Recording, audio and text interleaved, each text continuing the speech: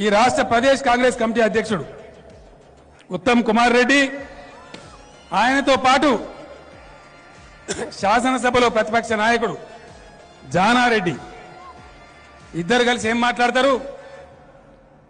152 మీటర్లకు తమ్మిడిహట్టి ఒప్పందం కుదిరింది అని మాట్లాడాడు.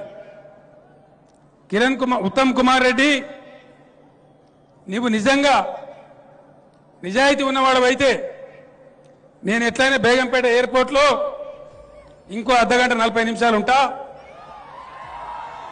నీకు దమ్ముంటే ఆ ఒప్పందం కాగితం తీసుకొని బేగంపేట ఎయిర్పోర్టుకు రా.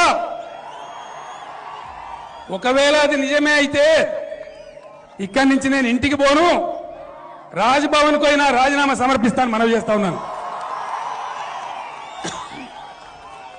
ఇంటికి పోను, నేను నేరుగా రాజ్భవన్కు పోయి గవర్నర్కు నా రాజీనామా సమర్పిస్తా, జీవితంలో రాజకీయ సన్యాసం తీసుకుంటాను మనవి చేస్తా ఉన్నాను. ఇంత పచ్చి అబద్ధాలా మీరు చెప్పేది? ఇంత దారుణాలా మీరు మాట్లాడేది?